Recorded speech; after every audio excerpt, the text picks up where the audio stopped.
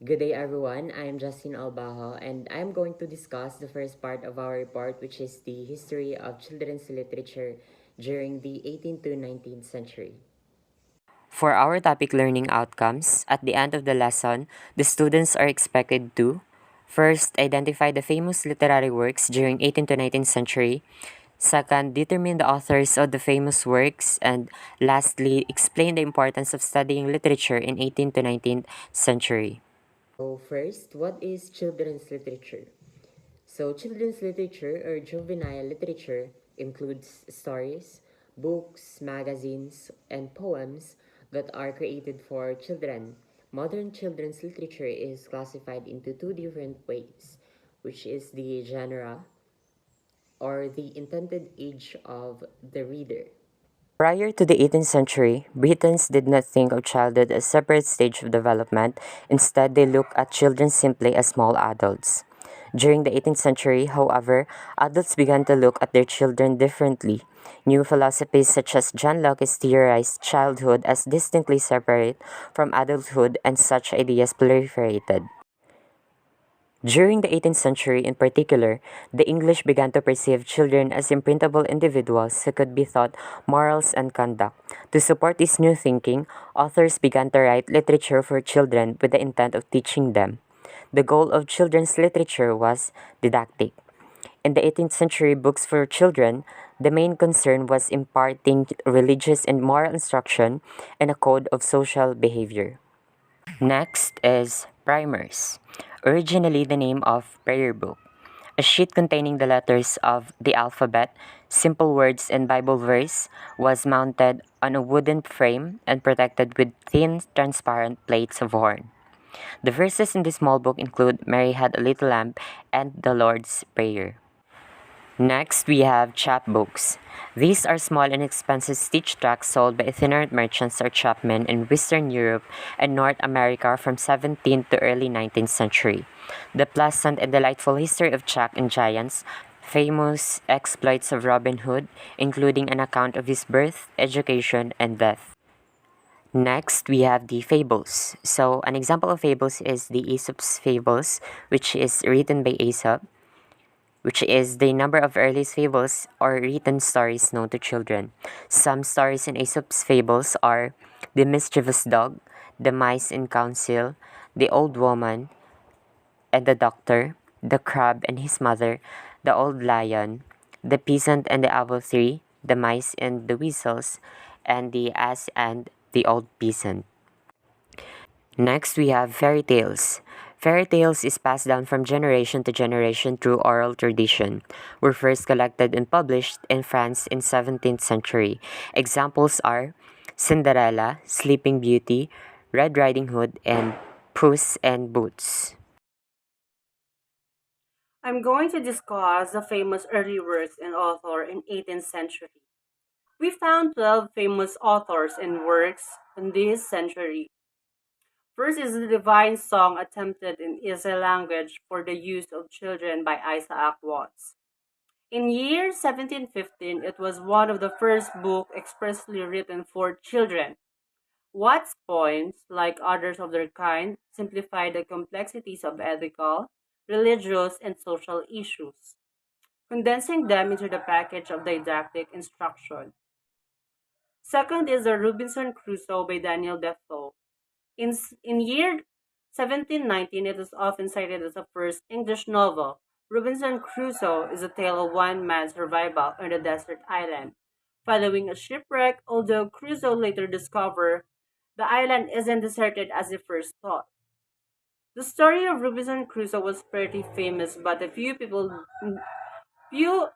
few people know about the two sequels of the book, which Defoe wrote, The Further Adventure of Robinson Crusoe, following the followed later in the same year with the serious reflection of Robinson Crusoe following in year later in 1720.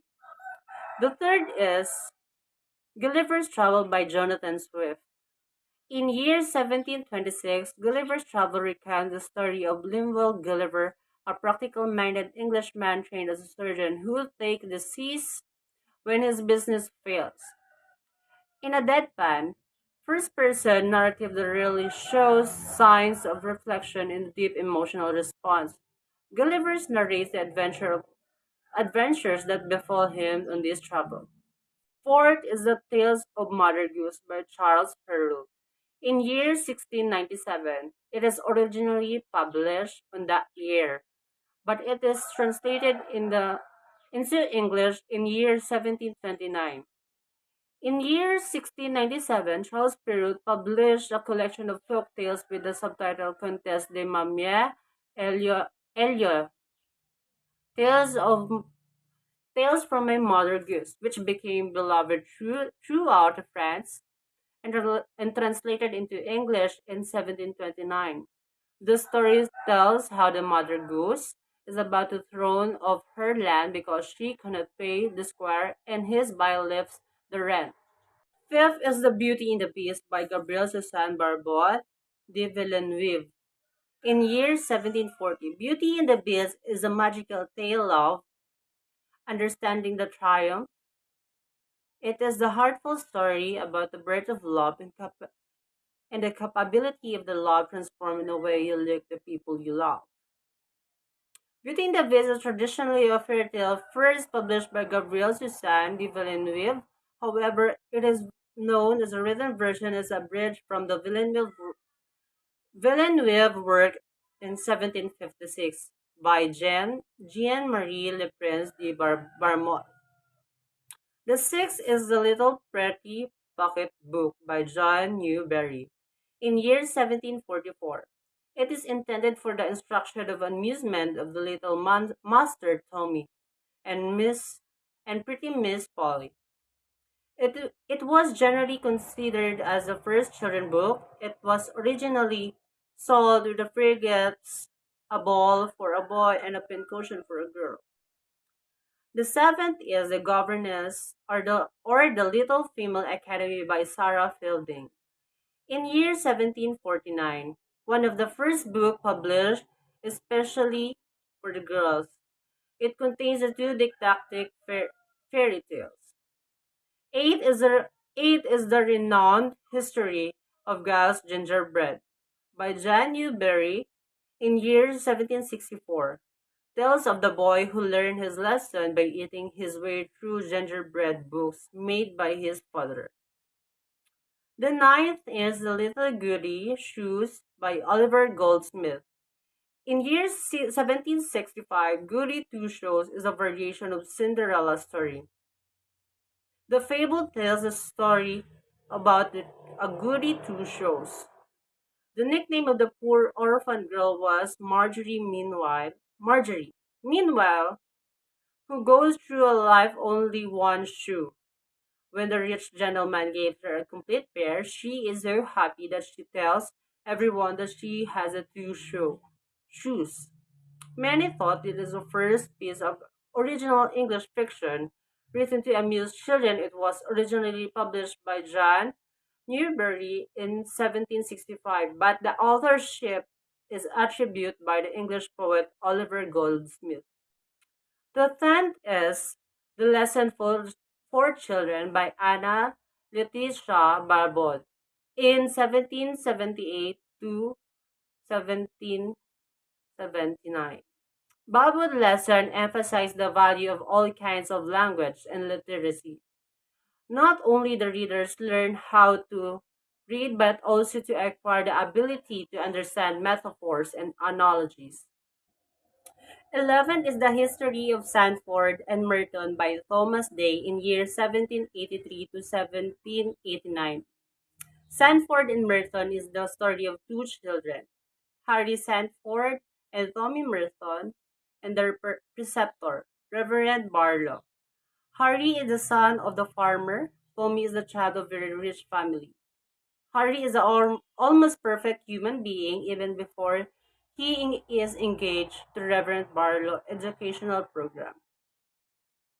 Lastly is The Parent Assistant by Maria Edgeworth. In year 1796, the Irish author of Maria Edgeworth was one of the earliest and the most important women writers for children. The Parent's Assistant is the first collection of children's stories by Maria Edgeworth published by Joseph Johnson in year 1796. Good evening, everyone. I am Kia Zandra Galamitan, and this is a continuation of our report. So, what I'll discuss to you is the children's literature during 19th century. The first book we have here is the Fables Ancient and Modern, which was written by William Godwin in 1805. So, the first book written by William Godwin for his children's imprint, eventually known as the Juvenile Library. Godwin's adaptation presents traditional fables of Aesop and others in a lively conversational voice that occasionally suggests his personal life and radical politics. And the second book we have is The Children and Household Tales, which was written by the Grimm brothers, Jacob Grimm and Wilhelm Grimm, which was published in the year 1812. So the Grimm brothers collected and published German popular stories between 1812 and 1822. They collected over 200 stories from friends, storytellers, and old books such as Rapunzel, Hansel and Gretel, and Snow White. Stories generally ended happily but filled with violence and trickery. So the third book we have is The Rip Van Winkle, which was written by Washington Irving and published in the year 1819. So the Gothic story Rip Van Winkle tells of an ordinary 19th century man who lives in the Dutch Catskills, which is currently the Catskills in New York. So he struggles with his nagging wife, Dame Van Winkle, and in an effort to escape her, on an especially bad day, he flees to the wood with his dog and his gun. So in the same year, Washington Irving also wrote The Legend of Sleepy Hollow. So this is a book who terrorizes the real-life village of Sleepy Hollow and is considered one of America's first ghost stories and one of its scariest.